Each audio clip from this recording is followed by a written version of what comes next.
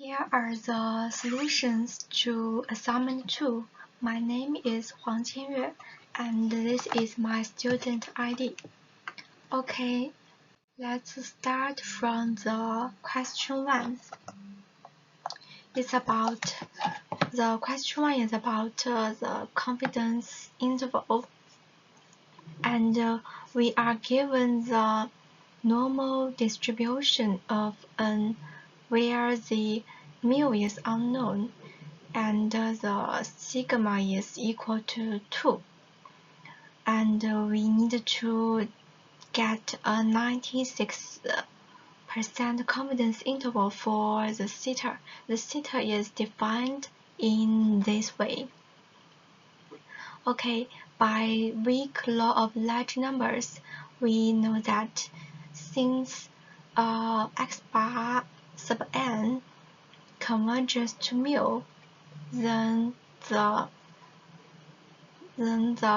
continuous function h of x bar n is also converges to h mu.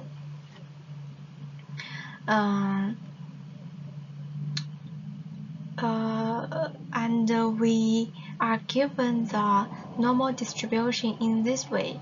We can change it or in this standard form, and we are given the confidence interval from is equal to 96%, and we need to solve for mu.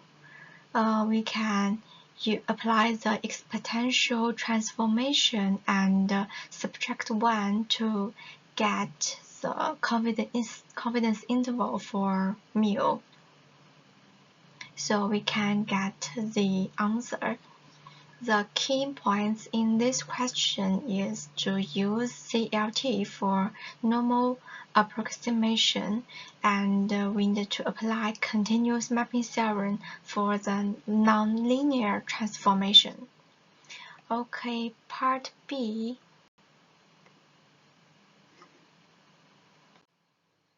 Part B is about the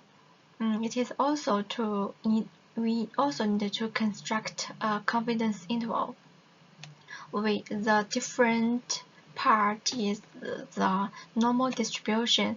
At this time, we have known the mu, but the sigma is unknown, and theta is defined in ln sigma in this way. First step, we can change it to the standard form, and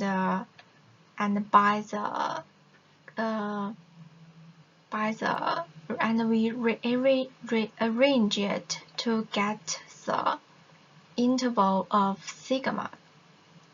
Sigma is larger than or equal to in this way, and we take natural log to get theta is equal to ln theta. So we use the log transformation, so we can get theta is larger than or equal to this. Then we let the small x bar be the actual value of large x bar. Then the confidence interval for theta is this. It's a one-sided interval. The key points in this question is to use the standardization for the normal confidence interval, and the log transformation preserves the inequalities but leads to a one-sided interval.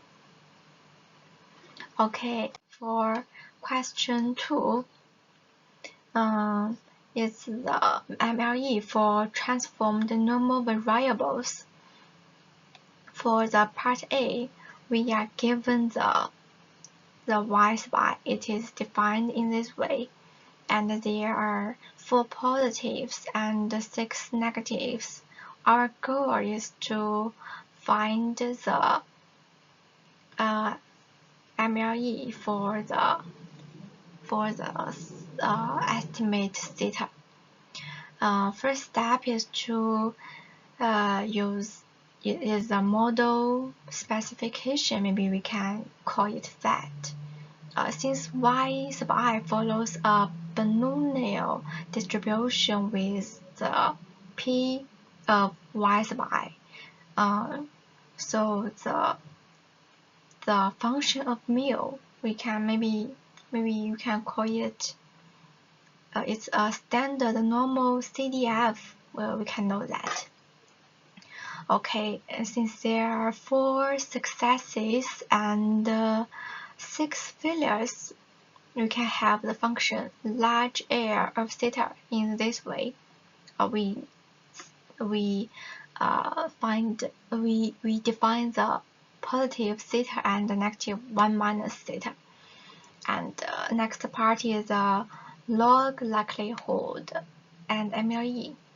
We can take the log, so we can get the small r of theta in this way, and we differentiate first the derivative and set it to 0. We can get the estimate of theta. Then we go on to verify with the second derivative, and we can find that the maximum is confirmed. So we can get the estimate of theta is a global maximum. Yes, the key point is it's about the MLE for binomial is intuitive, and the invariance property of MLE allows us to estimate mu later. Okay, we move on to the part B.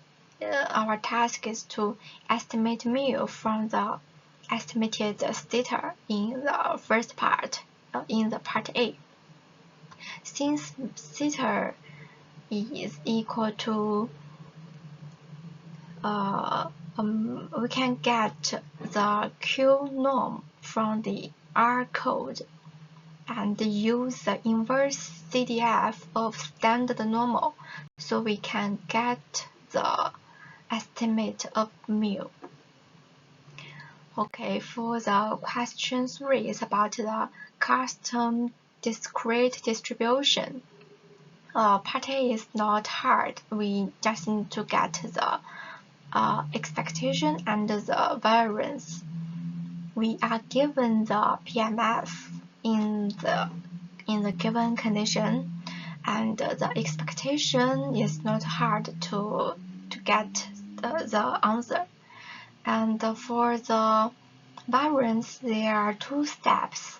First, we need to compute the E of x squared, and then we can get the variance of x in this equation, so we can get the answer.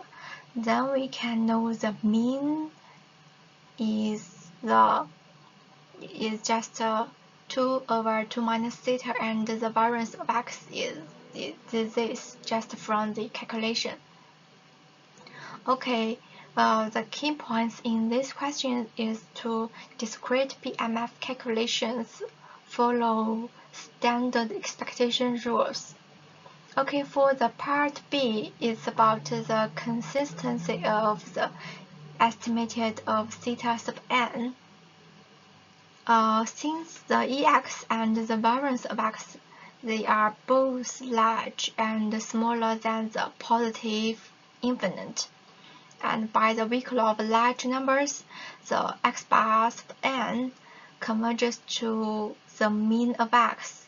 So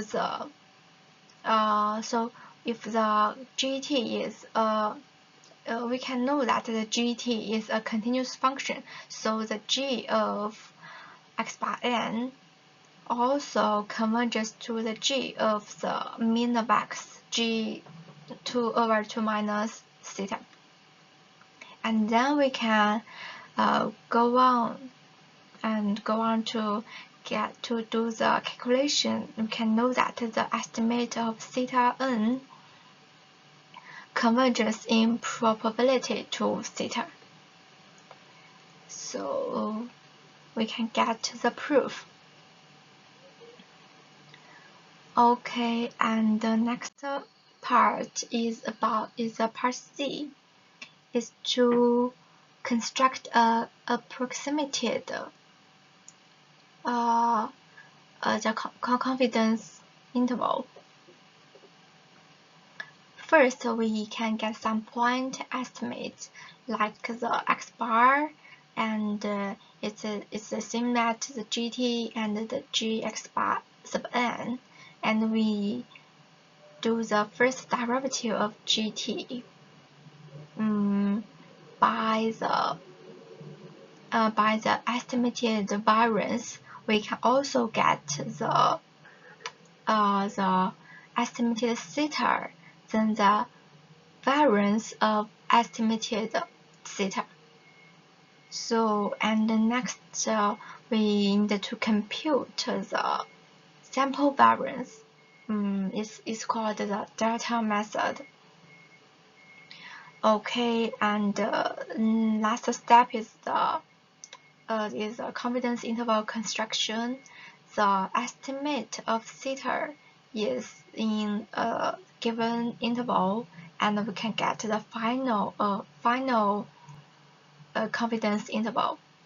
In this question, maybe the key points is the delta method. The delta method allows variance approximation for nonlinear estimators, and then for the part B, the too small sample size leads to a wide confidence interval, which is not what we want. Okay, it's a explanation for the assignment. Thank you for watching.